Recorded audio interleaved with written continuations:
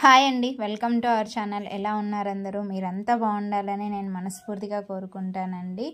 ఈరోజు సాటర్డే కదండి. ప్రతి సాటర్డే మన ఛానల్లో ఒక మోటివేషనల్ స్టోరీ వస్తుంది. ఎప్పుడైనా ఏదైనా ఎమర్జెన్సీ సిచ్యువేషన్ వల్ల మిస్ అవ్వచ్చు. లాస్ట్ సాటర్డే మిస్ అయింది.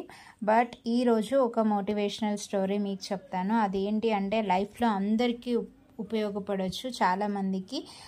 సో వీడియో స్కిప్ చేయకుండా చివరి వరకు వినండి, చూడండి. అలాగే ఏంటి అంటే నేను చెప్పే ప్రతి విషయం ప్రతి ఒక్కరికి ముందుగానే తెలిసి ఉండొచ్చు, అయినా సరే చెప్తున్నాను, ఎవరో ఒకరికి తెలియని వాళ్ళకి యూస్ అవుతుంది అని చెప్పి. ఈరోజు చెప్పబోయేది ఏంటి అంటే ప్రతి ఒక్కరూ బాధపడుతూ ఉంటారనమాట, నాలో ఈ లోపం ఉంది, దానివల్ల నేనేమీ సాధించలేకపోతున్నాను అని. అది ఏదైనా కావచ్చు, ఏదో ఒక డబ్బు లేకపోవడం కానీ, లేదా ఏదో ఒక లోపం కానీ, అవయవ లోపం కానీ, ఏదైనా కావచ్చు, తెలివి లేదని అలా బాధపడుతూ ఉంటారు. అలా ఎప్పుడు అనుకోవద్దండి. ఖచ్చితంగా ప్రతి ఒక్కరికి ఏదో ఒక అవకాశం వస్తుంది, దాన్ని ఉపయోగించుకోవచ్చు. సో అలాంటిదే ఈ స్టోరీ అన్నమాట. ఇది వినండి. ఒక ఊర్లో ఒక వ్యాపారి ఉండేవాడు. ఆయన పేరు రామయ్య అన్నమాట. ఆ రామయ్యకి కొంచెం కాళ్ళు సరిగా లేదు అనమాట. సో అయినా సరే ఆయన ఒక చిన్న వ్యాపారం, అలాగే ఒక అంగడి లాంటిది పెట్టుకొని జీవిస్తూ ఉంటాడనమాట. అప్పుడప్పుడు ఆయన అనుకుంటూ ఉంటాడు, ఈ చిన్న అంగడినే పెద్దగా చేసి బాగా మంచి వ్యాపారవేత్తగా ఎదగాలి అనుకుంటూ ఉంటాడనమాట.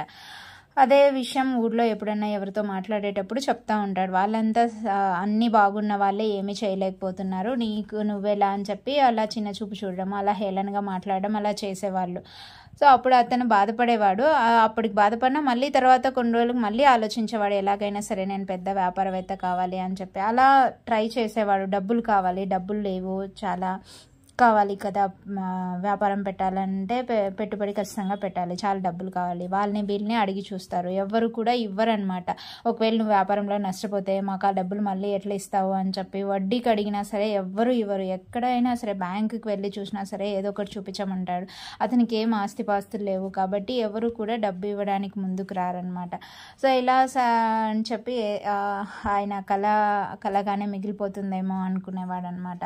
అలా ఆలోచిస్తూ ఉన్నప్పుడు కొన్ని రోజులకి ఒకరోజు ఆయన ఆలోచిస్తూ కూర్చుంటాడు. అంగట్లో ఒక పెద్ద జమీందారు వస్తాడనమాట. ఆ రోజు అంగడికి వచ్చి ఏవో కొనుక్కొని తీసుకొని వెళ్ళిపోతాడు. వెళ్ళిపోయిన తర్వాత కొద్దిసేపటికి 2 నిమిషాలకి ఆ రామయ్య చూసుకుంటాడనమాట. అక్కడ చూస్తే ఒక పర్సు ఉంటుంది. ఆ పర్సు ఓపెన్ చేసి చూస్తే చాలా డబ్బులు ఉంటాయన్నమాట. అయితే ఇది ఖచ్చితంగా జమీందార్దే అని చెప్పి బయటికి వెళ్ళి చూసేసరికి ఆ జమీందార్ కారు చాలా దూరం పోయి ఉంటుంది అనమాట. అయ్యో అని చెప్పేసి అందులో ఏమైనా వివరాలు ఉంటాయేమో, అడ్రస్ లాంటిది అని చెప్పి చూస్తే ఉండదన్నమాట. ఎలా అని చెప్పి అతనికి ఇవ్వాలి అని చెప్పేసి వెతుక్కుంటూ పోతాడనమాట.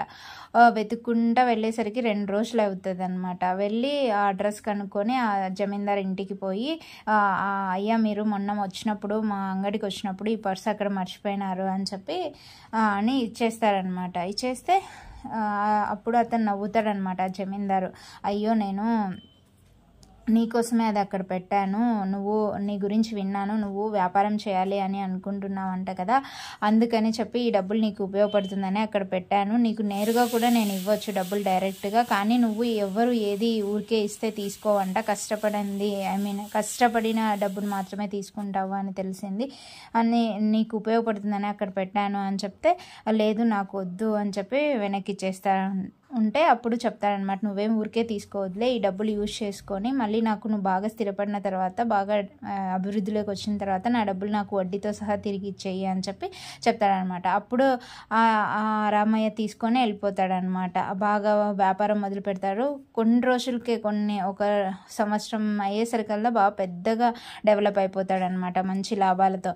తర్వాత ఆ డబ్బు కూడా వడ్డీతో సహా అతనికి జమీందారికి తిరిగి ఇచ్చేస్తాడు. ఇప్పుడు చాలా బాగా జీవిస్తూ ఉంటాడనమాట.